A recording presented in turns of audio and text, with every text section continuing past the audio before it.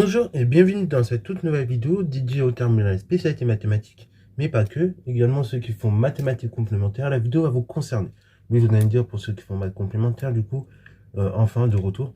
Oui, en effet, du coup, les deux derniers chapitres que j'avais abordés, géométrie espace et fonction trigo, bon, c'est pas des chapitres qui sont à votre programme. Là, du coup, bah, je reviens avec vous, enfin, je reviens ici pour vous en tout cas, afin de parler du calcul intégral. Alors, du coup, calcul intégral, c'est un gros bloc tout simplement du programme de terminale de façon générale, que ce soit en spécialité ou en maths complémentaire, bien qu'en maths complémentaire, il y ait beaucoup d'allègements, vous verrez. Voilà, voilà. Donc, bah, dans un premier temps, en fait, on va essayer de comprendre tout simplement. On va essayer donc d'introduire ce chapitre. Et pour introduire à ce chapitre, dans un premier temps, il faut qu'on définisse une grandeur qu'on appelle l'unité d'air. Ok? Donc, on va définir ce que c'est qu'une unité d'air. Donc, pour définir l'unité d'air, et bah par définition, on va prendre un rectangle. Ok. Donc soit OI, un rectangle, on appelle unité d'air. Donc la surface donc de ce rectangle qui vaut 1. Ok. Donc vous prenez un rectangle, ou un carré d'ailleurs, qui est un cas particulier du rectangle aussi. Donc on va tracer deux axes là-dessus. Voilà. Donc là vous avez votre axe OJ.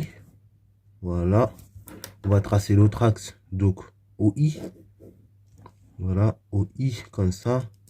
Et donc on va former comme ça à partir des axes OI et OJ, donc un rectangle qu'on nomme OIKJ. Voilà. Du coup, à partir de ces rectangles-là, donc OIKJ, et bah du coup, on va donc former une surface. Et cette surface, donc elle va valoir 1. Ok. En tout cas, c'est ce qu'on va appeler l'unité d'air. En clair. Et donc, l'unité d'air, bah, concrètement, dans un premier temps, c'est ça qui va nous permettre d'estimer donc la surface que vous aurez sous une courbe. Ok. Parce que oui, quand vous étiez en primaire, je vous rappelle, et bah, avant de savoir calculer l'aire d'un carré, l'aire d'un rectangle, l'aire d'un disque, et bah, au départ, vous aviez donc introduit l'aire comme la surface bah, d'un carré de 1 cm sur 1 cm. Et donc, comme ça, vous avez défini le centimètre carré. Et pareil pour le mètre carré, bah, vous avez introduit donc le mètre carré comme étant la surface d'un carré de 1 cm sur 1 cm. Et ainsi, donc, et bah, vous comptiez sur une figure le nombre de carrés de 1 cm sur 1 cm que vous pouviez mettre, et ça vous donnait donc bah, une certaine R, ok.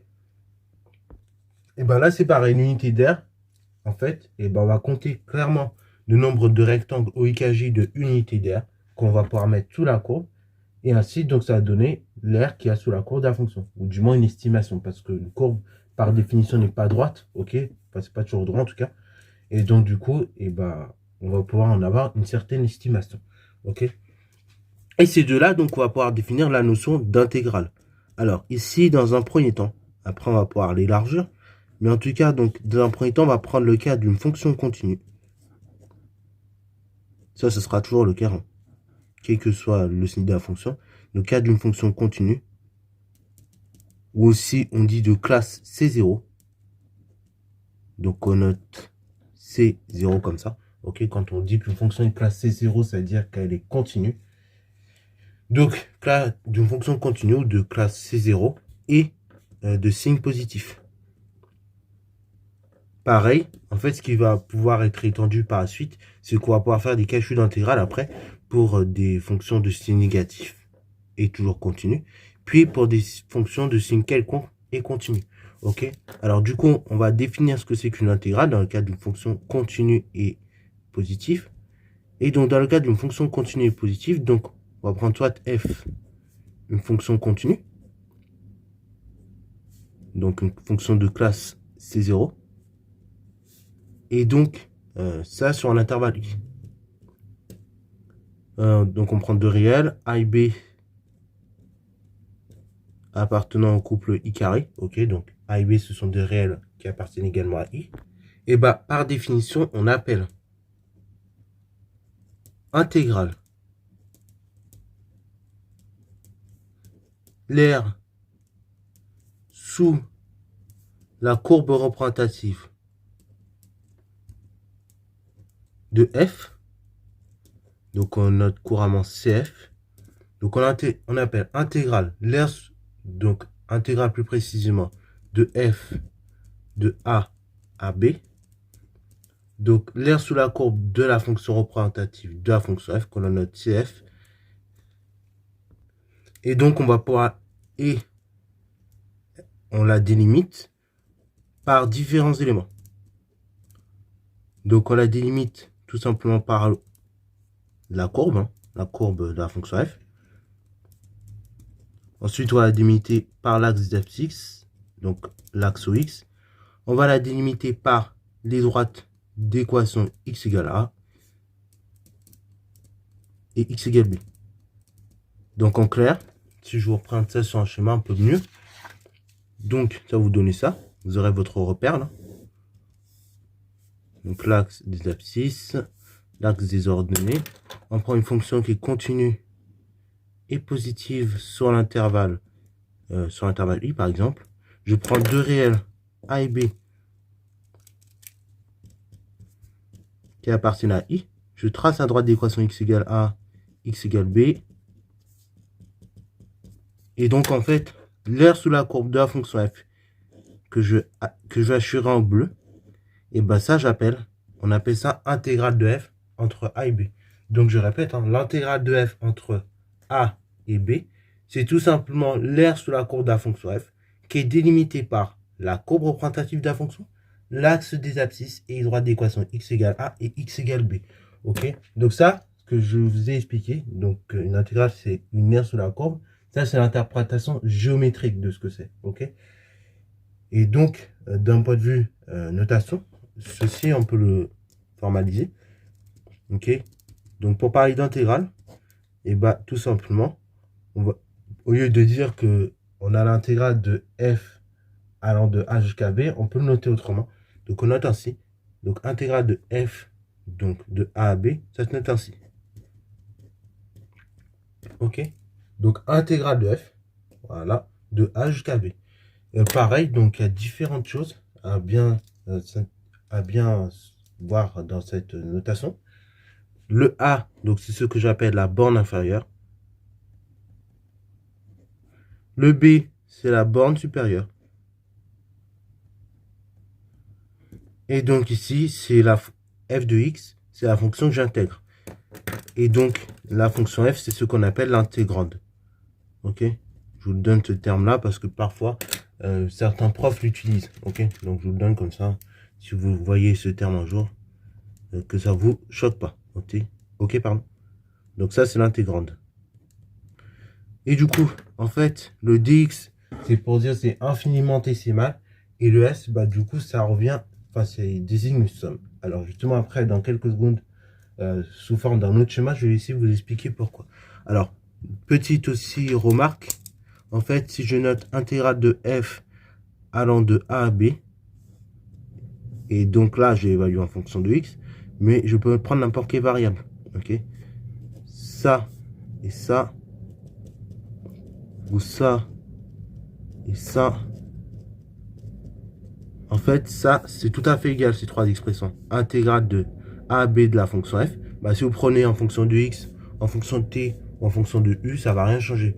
En fait, ce qui va compter, c'est les bornes inférieures et supérieures. Si les bornes, elles sont tout à fait les mêmes, et bah, on s'en fiche, et que la fonction, c'est tout à fait la même aussi, que vous prenez bien la fonction f à chaque fois, et bah, du coup, après, la variable ici que vous allez prendre, donc que ce soit en fonction de x, en fonction de t, ou en fonction de u, et ben en fait, ça va rien changer en soi au calcul, puisque vous prenez à chaque fois la même fonction. Donc ça, ça c'est ce qu'on appelle des variables muettes. Donc elles n'ont pas d'importance.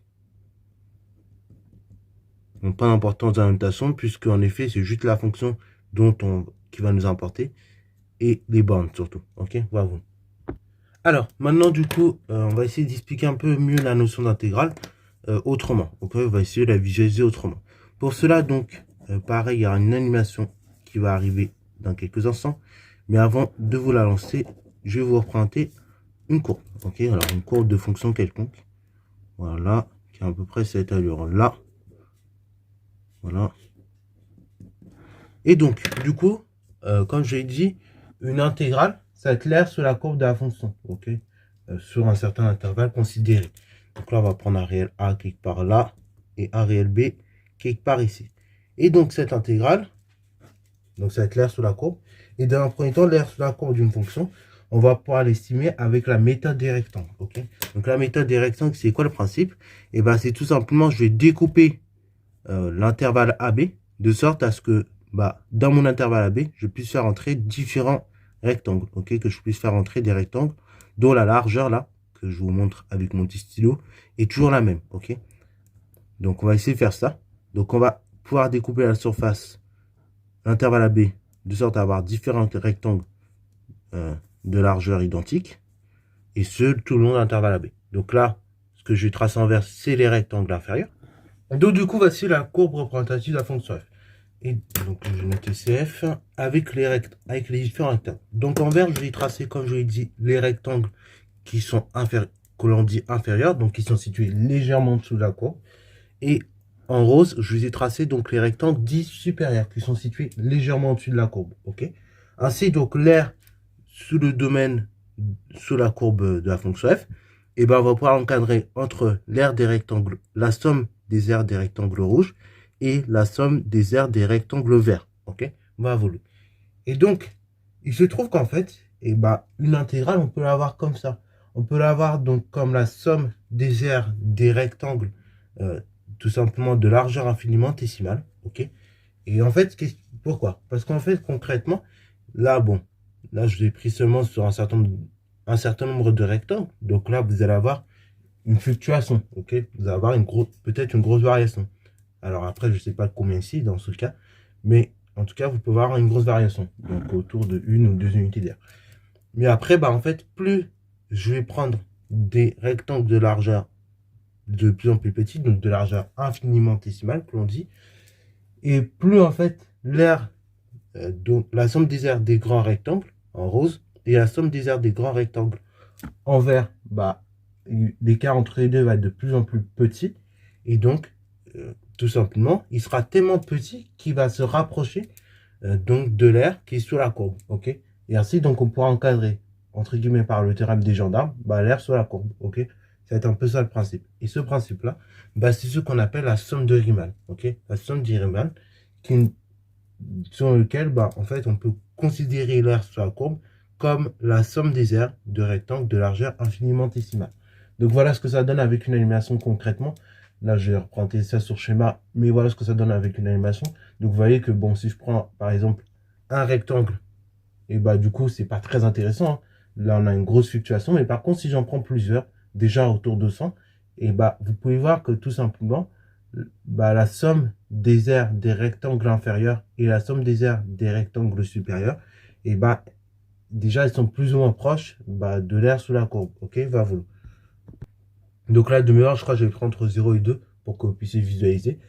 Et donc, vous voyez qu'en effet, l'aire sous la courbe de la fonction x carré entre 0 et 2, et du coup, par les rectangles inférieurs et les rectangles supérieurs, on peut facilement encadrer entre 2,69 et 2,72 à peu près. Vous voyez, donc c'est très très proche. Et donc, imaginez, si on prend des rectangles, un nombre de rectangles encore plus grand, donc ça fait une largeur encore plus petite, hein, et donc ça fait une aire qui est de plus en plus proche, ok, de l'aire réelle, ok, l'aire des rectangles supérieurs et l'aire des rectangles inférieurs, et elles sont proches.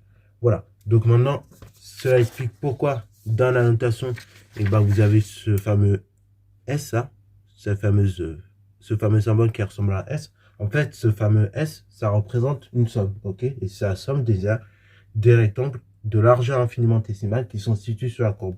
Et le dx, justement, c'est pour vous dire c'est infiniment décimal, ok. Voilà. Bon, du coup, ça c'était pour vous montrer un peu l'approche de la chose. Voilà, voilà. Et donc, dernière chose que l'on va aborder dans cette vidéo, c'est tout simplement le théorème fondamental du calcul intégral. Donc là, on va parler n'étant seulement dans le cas des fonctions continues positives, mais on pourra en parler. Mais après, par la suite du chapitre, on verra que c'est vrai pour n'importe quelle fonction, du moment qu'elle est continue. et après de signe quelconque. Donc, théorème fondamental du calcul intégral. Donc, il vous dit quoi ce théorème? Et bah, tout simplement, il vous dit donc ça c'est un gros théorème, c'est bien d'avoir en tête. Donc, soit A appartenant à I. Ok. Et donc, soit F, une fonction continue sur I.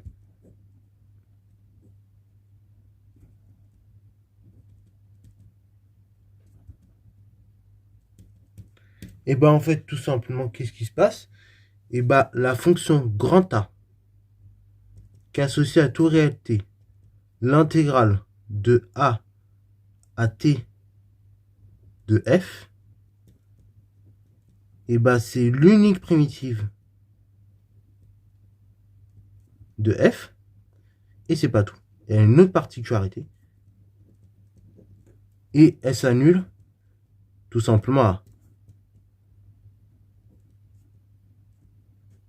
Ok, donc ça, c'est un gros morceau, c'est un gros théorème. Ok, c'est un gros théorème qu'il faut bien avoir en tête. Donc, quand vous avez une fonction de cette forme-là, donc une fonction grand A, par exemple, qui est associée à tout réel T, l'intégrale de A jusqu'à T de la fonction F, et ben vous dites que c'est l'unique primitive de F, et en plus de ça, elle s'annule en A. Ok, bravo. Ça, c'est une première chose. Deuxième chose qu'il faut bien avoir en tête, donc, une fois qu'on a compris le théorème, et ben il y a deux choses qui peuvent en découler. Il y a deux propriétés qui en découlent. C'est justement le corollaire du théorème fondamental. Ok, donc il y a deux choses qui en découlent. Corollaire du théorème fondamental. Première chose, et bah, ça on l'avait déjà vu dans le chapitre 8 concernant tout simplement les primitifs. Mais en fait, première chose, c'est que toute fonction continue admet des primitifs. Donc toute fonction continue souris admet des primitifs. Donc au moins une, en clair. Ça pareil, là je vous énonce juste les énoncés, les théorèmes. Après ce point-là ainsi que l'autre point, on va le redémontrer dans une prochaine vidéo. Okay. Deuxième chose, vous avez donc toute fonction continue souris admet des primitifs. Et deuxième chose également, c'est que tout simplement, et bah là ça va être une méthode de calcul d'une intégrale. Et bah en fait, pour calculer l'intégrale de A à B de ma fonction f, et bah tout simplement je vais faire grand F de B moins grand F de A, où grand F est une primitive de petit f. Ok, donc où grand F est une primitive de petit f. Et ça marche pour n'importe quelle primitive que vous prenez de la fonction f. Donc, bah, si vous avez une primitive qu'il n'y a rien de, et que vous voulez voir bah, si ça marche avec une autre primitive, bah, en fait, vous pouvez ajouter n'importe quelle constante. Et donc, le calcul grand F de B moins grand F de A va toujours marcher. Ok, vous allez toujours obtenir la primitive. Ça, pareil, il y aura une autre vidéo où je vais vous démontrer ce fait. Et donc, vous verrez, ça marche pour n'importe quelle primitive. Voilà, donc c'est tout pour cette vidéo-là. J'espère que ça t'a plu. Si c'est le cas, n'hésite pas à liker, commenter et bonne toi en mathématiques.